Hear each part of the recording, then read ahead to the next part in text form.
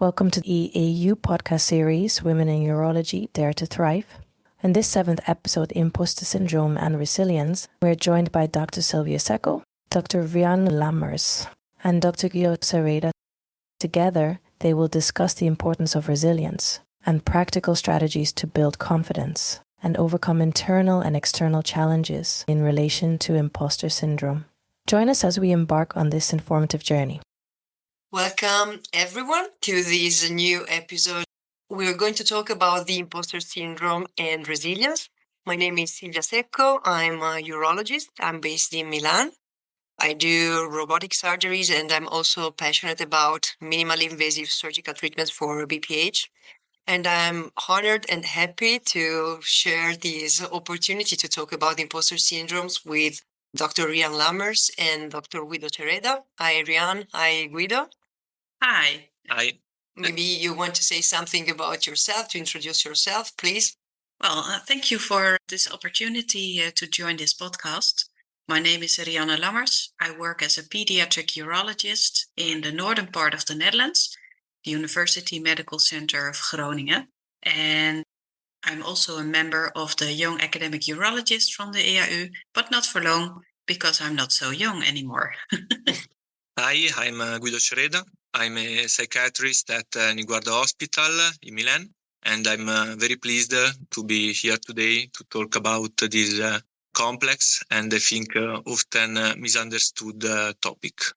Guido, so please tell us something about this difficult and misunderstood topic. We're all here to listen to you.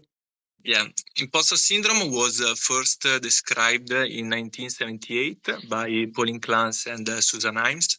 They studied high-achieving women who, despite clear evidence of their success, they felt fraudulent. So they tended to attribute their success to external factors like luck or timing. These internal experience include persistent self-doubt, difficulty internalizing success, and the fear of being found out. It differs from ordinary self-doubt because it persists even in the face of clear external evidence of the success. Today, this term is widely used across the profession and is not just a gender-specific issue. And it's very common in high-achieving settings, and of course, surgery is one of these environments. Surgery, is a field that demands precision, performance, constant performance, also under pressure. The culture can be very hierarchical, and there is the expectation that a surgeon must always appear confident and in control. There is an environment possible that the environment expressing uncertainty or asking for help could be perceived as a weakness. And this is an expectation that begins very, very early in training. So all these factors combined could lead to these symptoms. And they are very common in surgery and in particular in surgery residents. There are some research about this topic and very recent research. And they found out that over 70% of surgery residents, both in general surgery but also in orthopedic surgery, experience these kind of symptoms. And these symptoms are consistent across gender and also across training levels. So it's not just an individual issue, but is more driven by the systemic culture. Rianne, do you belong to these 70% or no? I definitely belong to the 70%. Yeah. And Me too. Yeah. And I was wondering, Guido, do you think, because you said there's no gender difference, I do have the feeling that it is more common among women, but do you know it? And am I wrong with that? No, you are not wrong, but the fact is, if you are part of a minority, it's more probable that you experience these symptoms because you may thought, I have to work twice as hard to prove I belong. So it's more easy to experience all these feelings, and these thoughts could add to anxiety, to perfectionism, to stress, and to burnout. So it's more related to gender, but also to minority, for ethnicity, or also for background, but it's not just a gender issues. You mentioned cultural factors and background. Can you say something more specific about that? Because it's quite interesting. We are minorities, for sure. Rianne and myself, we are women. We're doing something surgical. So, yes, we are definitely into the 70%. But what about our background might have influenced us into... For example, also, I don't know if you are a foreign resident in a different country and you are the only foreign resident. For you, it's easy to internalize these kind of symptoms, or a different ethnicity from your colleagues. So it's important that in the institution there are role models from different backgrounds, from different experience, so anyone could recognize in them. And do you guys think that this syndrome can affect the relationship between colleagues, between patients, being affected by the syndrome? Rianne, do you think that do we behave in a different way because of the syndrome? Good question. There are a few things that pop into my mind. So first of all, if you are familiar with imposter syndrome, you tend to make yourself smaller and to make yourself to talk perhaps negative about yourself. And I can imagine that is affecting how you shine into a conversation with colleagues. So if you're, for example, think, okay, I'm not an expert and my colleague is an expert, perhaps you shut down earlier, or you say many words like possible, maybe, all these things that have a sort of a question mark inside of them. So I think it definitely affects your relationship, and especially with colleagues. Yeah, it might. Yeah. What do you think? Yeah, maybe not with patients, because our know-how might be easily shown to patients, but maybe with colleagues we tend to stay a little bit a step forward. I mean, like not exposing ourselves or not stating things. We prefer to, as you said, make a question mark at the end of the sentence. I totally agree. Guido, this is something that is frequent, yeah? Yeah, and this is something that is frequently misunderstood, because the colleague could see it as disengagement, also as arrogance in some case, but it's just anxiety, failure. And so it's easy that if we not share our feelings, our experience, our colleagues do not understand them. And Guido, can the imposter syndrome affect also the private or the family life, or is it something that we have only at work? The symptoms usually they are more related to the workplace, of course, because the judgment is typically related to the workplace. But this experience then, if it persists over time, it could lead to anxiety, to stress, and it affects our everyday life, so also our life outside work. And in this case, it's possible, of course, to ask for professional support in order to find helpful strategies to deal with it. And that's the reason why I've been involved in this talk, because yes, I've discovered that there are some psychiatrists, and I'm lucky to work in a place where there are these specific figures that can help people to do that. But before starting the recording, I was having an interesting chat with you two, and Rianne mentioned the fact that she had a sort of mentor during her residency, and she discovered the syndrome during that period. So maybe, Rianne, you can share that with all the other people. Yeah, definitely. So one of the things we were talking about is what was the moment you recognized the term or recognized the feeling. And for me, it was very, very clear. I was in my surgical residency. So in the Netherlands, you first do 2 years of surgical residency before you go into urology. So I was working at a general surgery. I had to do a lymph node removal, subclavicular. And my trainer, he said, okay, Rianne, I think you're ready to do it by yourself. Here you have the intern, he can help you. And I only could think, oh my gee, so shut down. And I blacked out. And I thought, okay, this is the moment. Now they find out I am totally unworthy of being a resident, of being in this place, of they're going to throw me out of the residency. And so I had a total blackout, and my trainer was very surprised. And we had a chat afterwards, and he said, well, yeah, okay, so you feel like that, but it's so not true. You're here because we think you're capable, and you just have to learn a few things and learn how to manage yourself with these feelings. And he said, I'm not an expert at that, so I think it's good to have help for that, professional help. So that's when I started my coaching. So ever since I've had a coach, because there's always something you can learn and how to handle things. And I started coaching when I was 27 or something. So it's about 15 years ago. My coach explained me that this is the term for it. It's an imposter syndrome. You feel like somebody is going to discover that you're just faking it.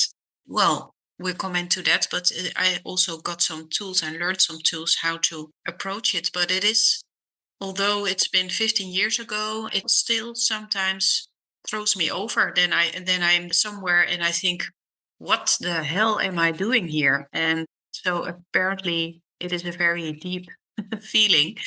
So it is also something that can continue, and it's not that strong anymore, but it is still there.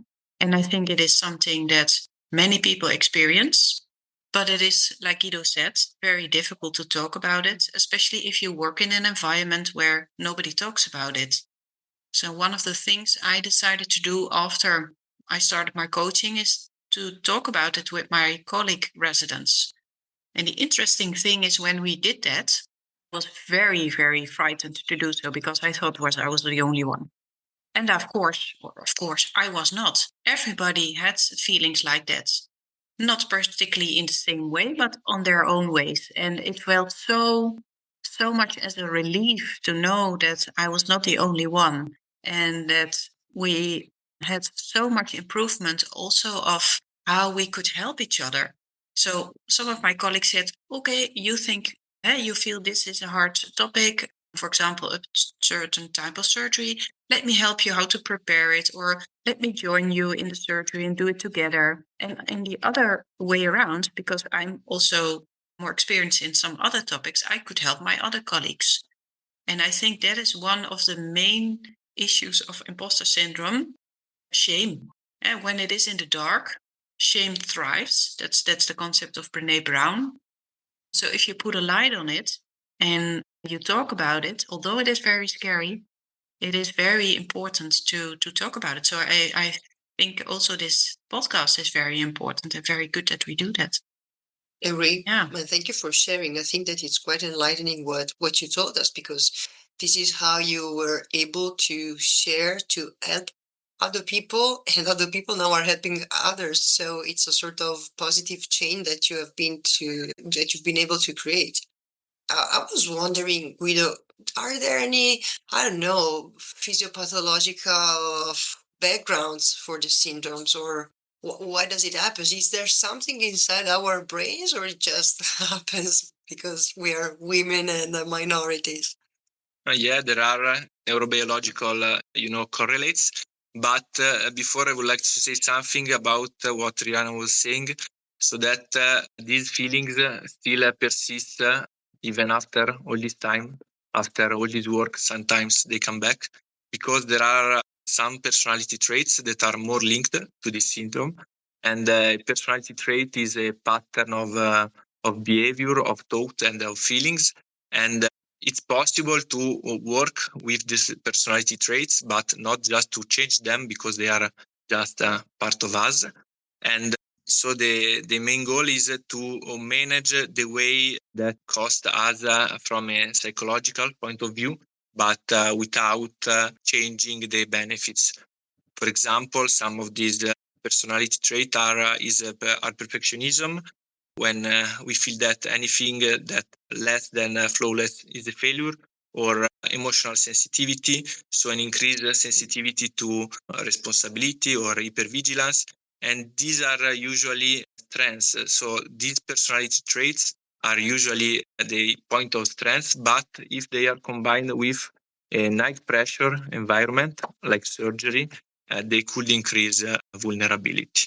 Then coming back to neurobiology, when we imposter thoughts activate a threat response in the brain. So when someone perceives a judgment, a professional judgment, our brain, our amygdala, reacts as the threat were physical. So it activates the sympathetic nervous system and the fight, flight, freeze response. So, for example, a fight response could be overwork, perfectionism, the flight response, withdrawal, avoidance, or freeze, so indecision, overanalysis. And these are natural reactions, these are protective reactions. But over time, the repetition could reinforce the idea that the workplace is unsafe, even if there is no real threat. And this also explain why a rational reassurance, maybe from a colleague, you are fine, you are doing good, do not help, because our brain reacts in an emotional way, not in a rational one. Thank you. It's absolutely interesting. I mean, it's really opening a window and helping us to understand what happens, why we're not able probably to control us, to not to be rational also in that moment when these imposter syndromes have the chance to pop out in our mind or in our behavior. Yeah, because I was wondering, because you mentioned there are certain traits that make you vulnerable for imposter syndrome. There are also traits that a lot of people have who work in healthcare. We decide to work in healthcare because we want to help other people. We're not so good in taking care of ourselves, and we're perfectionists, which make us good at our jobs. So, is it like a balance that there is something good in it, but then if you overload the good, then it gets into bad? What do you think about that? Yeah, this is true. And I think that here is when the institution, the culture of the institution in which we work could help in order to create an environment with psychological safety and to create this environment from the first training in order to talk about this and work on this, offering support and to work in this direction. Is it then also because mentalities and cultures different among countries? How is that in Italy? Is it a common thing or is it uncommon? And or do you know anything about it, Silvia? Guido, do you have any kind of percentage or? Yeah. In Italy it's very common, but I think that despite in other countries, it's something that we do not talk about. And so it's something that it's beginning to talk in these years, but something that has been misunderstood till now. It is. I mean, we have mentioned the word shame, and it's absolutely what is happening right now. I was telling you before recording that I came in contact with the word imposter syndrome because I was preparing a talk for a meeting, and I was asked to talk about the role of women in urology. And I start reading some papers just to be ready to prepare myself because I am a perfectionist and I cannot accept not to done something properly. And I came across the imposter syndrome and I presented the imposter syndrome during my talk. I did a sort of coming out, not only to the others, but first of all to myself. And this was 3 years ago. And I don't have any kind of mentors, any kind of support. I don't even know Guido, that is an expert on that, before asking him to record the podcast.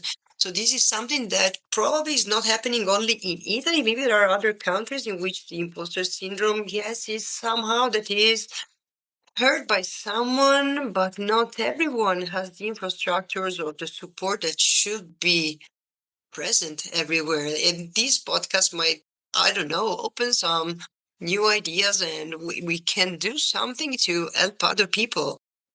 Yesterday, it happened something quite interesting to me because a young colleague of mine, a woman came to me and said, "Wow, Silvia, you're so good on doing surgery. You can do this, you can do that." And I was listening to her and I was thinking, she's not talking about me. I'm not the one she's talking about. So, yes, I have achieved a lot of things. I'm happy when I do something, but it's like if it's not enough. I always have to prove something, not to other people, to myself, first of all. So, Guido, are there any strategies, something that we can do to overcome, to be able to live with imposter syndrome? And if other people that are listening to the podcast might also, I don't know, benefit about, please give us some indication. Ice cream is my solution. So, There are several strategies, evidence-based strategies, and I share with you some self-help strategies that can everyone also in everyday life. First, there is cognitive structuring. It is a technique from cognitive behavioral therapy. So our thoughts are influence our emotion and our behavior. And so the main goal is to identify our automatic negative thoughts, and actively we have to challenge them, and in order to reframe them in a more realistic way. So, for example, we can keep record of our achievement, of the positive feedback of a colleague, for example. And before a negative pressure situation, we can read them and help us to build an internal narrative that is more accurate, more balanced. Then there is a growth mindset, because people who suffer of imposter feelings often have the fixed mindset that if I struggle, it means I do not belong, I'm not good enough. While the growth mindset is that ability, skills is not something fixed, but it's something that you have to develop through effort and through experience. So it requires time, but also sometimes mistakes. So after a tough rotation, after a difficult task, just stop and see what went wrong, what can you do different in the next time, and trying to shift the mindset to a growth way in order to reduce the pressure from the beginning. Then there is self-compassion that is very nowadays is quite common, and is the technique, the practice to treat ourselves in the same way that we treat a friend or a colleague. If after a difficult task, a colleague came to us asking for our help, we treat him in a kind way. And it's the same thing that we do have to do with ourselves. Of course, we have to acknowledge our feelings and also our pain. And this is a mindfulness exercise. And then we have also to acknowledge that everyone sooner or later feeling pain. And so trying to build an inner narration based on kindness. So, for example, instead of thinking I'm not good enough or I'm a failure, to a friend we would say, "These were hard. You did your best." We must try to do this also with ourselves. Another exercise, another strategy is values affirmation. That is trying to recognize our core values, because in a stress situation, everyone tends to disconnect from their core values on profession, but also outside profession. So just write them on our phone, and before a tough situation, just reading them, it helps to lower anxiety, lower stress, and this is an evidence-based technique also in medical setting. Then there is a lot that also the institution can do. I think that one of the most important things is mentorship. So a relationship in which mentors share not just the skills, but also path and the struggle during the path. If a person that was looks so confident talks about his struggle and share his doubt in the early training, it could be a real turning point. I think that I'll listen again to the podcast because I'm interested in this final part. No, thank you very much, Guido. Maybe you can try to find the positive part of the imposter syndrome, try to see something useful in having the syndrome, trying to do the best every day to help each other. So maybe we can see a positive part of that. I don't know, what do you think? For me, it has been absolutely interesting and useful to talk with both of you and to share all this real part of us and to know something from a psychiatrist who can really test that we're not alone, that you're not crazy, that 70% of people are facing it. 70%, it's a huge number. Yeah, and one more thing is that imposter feelings do not mean that you are not good enough, but it often means that you care. Yeah. And this is, I think, a real thing. So we must talk about this topic. People must be aware of it. It's important also to find the space to talk between colleagues, so peer-to-peer, in order to share these feelings and remove the stigma. Thank you. Rianne, any final comments? Yeah, I think Guido gave a very nice overview of things that are important. For me personally, I think the two things that help me most is the fact that you're not alone in it, and that although it is very frightening, it helps to talk about it. So I think that is the most difficult part, and also the solution. And the second thing is that what helped me very much is I once had an exercise, and then my coach said, please, Rianne, if you have difficult moments, for example, in surgery, how do you talk to yourself? Write down how you talk to yourself. And oh my gee, that is ugly. That is so negative and totally unworthy of what's really happening there. But that's how we sometimes tend to talk to ourselves. And then the exercise, if you would tell this situation to your best friend, what would be the response of your best friend? And how would it be to say that to yourself? And that helped me so much, because the things we say to ourselves, they are so negative and so ugly. You're not going to say that out loud to anybody, especially not anybody who you love or who you care for. We're way kinder for people around us than we're for ourselves. And the exercise to try to talk to yourself like you would give advice to your best friend helped me a lot. So I think that is very value one to remember if you're having a hard time. Any tip that helped you so far, Silvia, with the 3 years experience you have now with the term imposter syndrome? I'm still processing all of that.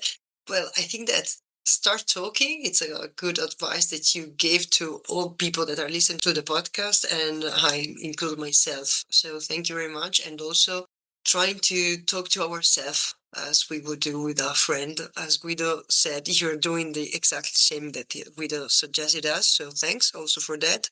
A friend of mine told me that I should sometimes celebrate what I'm able to accomplish. And this is why I mentioned the ice cream, but because really sometimes I do something and I don't even have time to tell to myself, good job, because no one tells that to me, or it's very, very rare that someone tells that to me.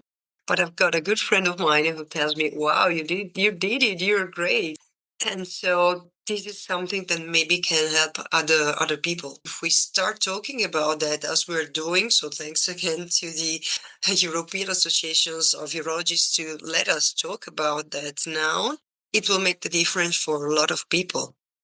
Guido, do you have any final comments? First of all, thank you very much, because you've been absolutely precious for us and to explain something on a very deep and profound way. As we talk, self-doubt is very common in the early stages, in particular, of our professional career, but confidence is something that we develop gradually through efforts, through feedback, through experience. And so engaging in professional settings even if we are not fully confident, is also something that support our growth. And as Rianne was saying, is very important to cultivate a self-compassionate approach, acknowledging our difficulty, our pain, but without exaggerating it and without self-judgment. And this could really lower stress level, lower anxiety, and increase the resilience. And that is quite hard to learn, but worth learning. Yeah. Yeah, absolutely. Thank you very much. I want to thank you. I want to thank the European Association of Urologists. Thank you very much. Thank you for this insightful episode. We are sure our listeners enjoyed it. To keep up with the latest EAU podcasts and stay informed on urological advancements, be sure to subscribe to our EAU podcast channel on your favorite podcast app. Until next time, keep learning and stay inspired.